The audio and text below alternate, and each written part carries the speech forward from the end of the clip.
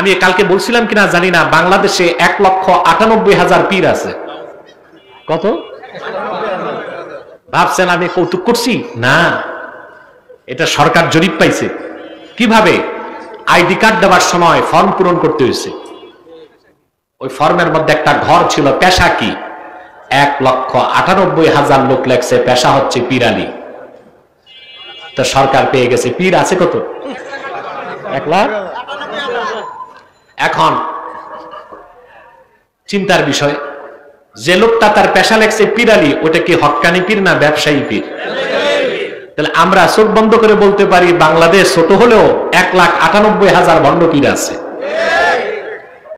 আর আমার ভণ্ডামিতে কোনো সব ভেজাল পাইছেন আপনি? আমার ভণ্ডামির ভিতরে জনগণ কোনো ভেজাল পায় নাই। 1 নম্বর জিনিসের ভিতরে খাইতে আছে, ভেজাল আছে, কিন্তু আমার ভণ্ডামির ভিতরে কোনো ভেজাল নাই।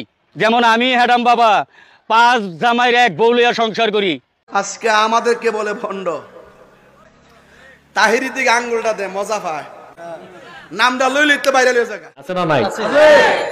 কিন্তু হক্কানি পীরও আছে, সংখ্যা এত কম, খুঁজতে এখন দূরবীন লাগবে। তাহলে এই যে পীরগুলো 1,98,000, বেশ তো সুন্দর। বেশ কি এগুলো কি দরবেশ না ধরবেশ? দাড়ি টুপি জুব্বা কুর্তা লাগায় 2-4টা আমল করলেই মুত্তাকি হওয়া যায় না। মুত্তাকিকে প্রথম শর্ত হচ্ছে যে ব্যক্তি ঈমান আনলো, মুখে স্বীকার করলো, অন্তরে বিশ্বাস করলো। বিশ্বাসটা কি রকম হবে? সিদকান জাযিমান খালিয়াম মিনাশ শুকুক, সন্দেহ মুক্ত ঈমান আনলো। সুবহানাল্লাহ বলবেন না? এরপরে যে লোকটা কোরআন হাদিসের হুকুমগুলো মানলো, নিষেধগুলো ছাড়লো, তার নাম মুত্তাকি। সুবহানাল্লাহ। তাহলে তাকওয়া কি? মুত্তাকি তাকওয়ার অনেকগুলো ব্যাখ্যা তাফসীরের কিতাবে এসেছে। ইমাম জালালউদ্দিন সুয়ুতী রাহমাতুল্লাহ সুন্দর ব্যাখ্যা করেছেন। তাকওয়ার ব্যাখ্যা করতে যে ইমাম সুয়ুতী লেখেন, তাকওয়া হচ্ছে ইমতিসালুল আওয়ামির ওয়া ইজতিনাবুন নাওয়াহি। ঈমান আনার পরে কোরআন হাদিসের হুকুমগুলো মানা, নিষেধগুলো ছাড়া, তার নাম তাকওয়া। এই তাকওয়া যার অন্তরে আছে তার নাম মুত্তাকি। আল্লাহ বলেছেন হুদাল লিল মুত্তাকিন। তাহলে ঈমান আনার পরে কোরআন হাদিসের সব হুকুম মানতে হবে, নিষেধ ছাড়তে হবে, তখন আপনি কি হবেন? এখন তাকওয়া ও মুত্তাকির ব্যাপারে আমি একটা সংজ্ঞা দিব। সংজ্ঞাটা পৃথিবীর কোন যেনতেন মুফাসসিরের না, ব্যাখ্যাটা করছেন আলী রাদিয়াল্লাহু তাআলা আনহু নিজে। আজকে মুত্তাকির ব্যাখ্যা তাফসীর শুনবো আমরা, আমাদেরটা না, হযরত আলী কি তাফসীর করেছেন সেটা বলেন ইনশাআল্লাহ। হযরত আলী রাদিয়াল্লাহু তাআলা আনহু তাকওয়ার ব্যাখ্যা লিখেন, ওয়াকালা আলীয়ুন কাররামাল্লাহু ওয়াজহা মুআররিফান লিত-তাকওয়া হিয়াল খাউফু আনিল জালিল ওয়াল আমালু বিত-তানজিল ওয়াল কানাআতু বিল কালিল ওয়াল ইস্তিদাদু লিয়াউমির রাহিল। 4টা খাসলত যার মধ্যে আসবে তার তাকওয়া পরিপূর্ণ হয়ে যাবে, সে লোকটা টপ ক্লাসের মুত্তাকি হয়ে যাবে। কয়টা? তাফসীর কার? হযরত আলী সুবহানাল্লাহি বিহামদি। ওনার তাফসীরের চেয়ে সেরা তাফসীর আর হতে পারে? তিনি বলেছেন তাকওয়া কি শোনো, তার প্রথম খাসলত হচ্ছে আল খাউফু আনিল জালিল। জালিল হলেন আল্লাহ, আল্লাহর ভয় অন্তরে পোষণ। সুবহানাল্লাহ। আল্লাহর ভয় যার অন্তরে নাই, ও কি জেনা ছাড়বে? মিথ্যা, চুরি, সুদ, ঘুষ, খারাপ কাজ ছাড়বে? তখনই ছাড়বে যখন আল্লাহর ভয় অন্তরে পোষণ করবে। সুবহানাল্লাহ। এছাড়া মানুষ ভালো হইতে, আল্লাহর ভয় ছাড়া মানুষকে ভালো করা যায়? এই যে বাংলাদেশে দুর্নীতি বন্ধ হয়েছে, চুরি বাড়ছে না কমছে? দুর্নীতি বাড়ছে না কমছে?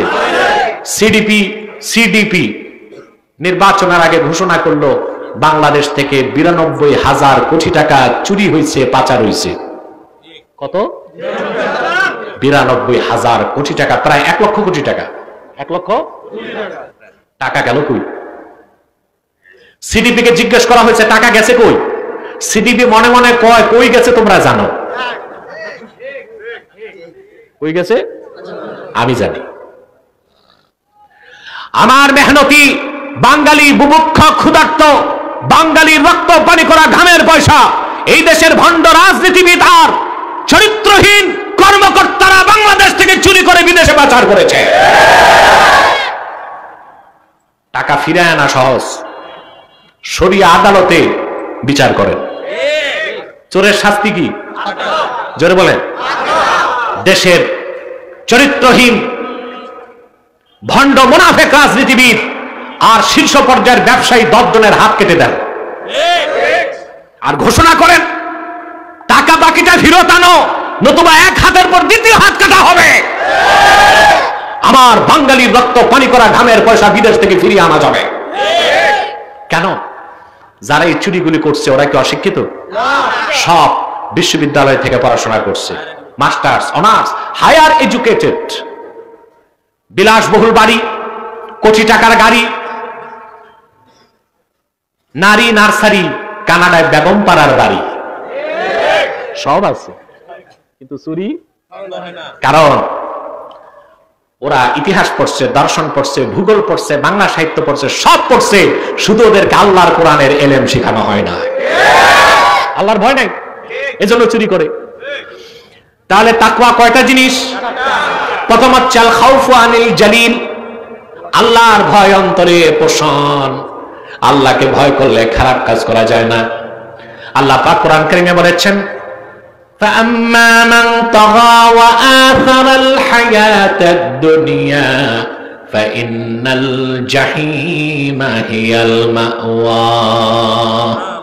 আর যে ব্যক্তি সীমা লঙ্ঘন করলো, অর্থাৎ হারামকে হারাম হিসেবে ছাড়লো না, হালালকে হালাল হিসেবে গ্রহণ করলো না, আর দুনিয়ার জীবনকে প্রাধান্য দিল আখিরাতের উপর, আল্লাহ পাক বলেন জাহান্নাম হচ্ছে তার বাড়ি। وَأَمَّا مَنْ خَافَ مَقَامَ رَبِّهِ وَنَهَى النَّفْسَ عَنِ الْهَوَى فَإِنَّ الْجَنَّةَ هِيَ الْمَأْوَى। আর যে ব্যক্তি মহান আল্লাহর ভয় অন্তরে পোষণ করলো, কাল কিয়ামতে আল্লাহর সামনে দাঁড়াতে হবে, এই ভয়টা যার অন্তরে আসলো, আর গুনার কাজ ছেড়ে দিল, মন চেয়েছে জেনা করতে করে নাই, চুরি করতে করে নাই, ডাকাতি করতে করে নাই, পরের সম্পদ হরণ করতে করে নাই, আরেকজনের সীমানা হস্তক্ষেপ করতে করে নাই,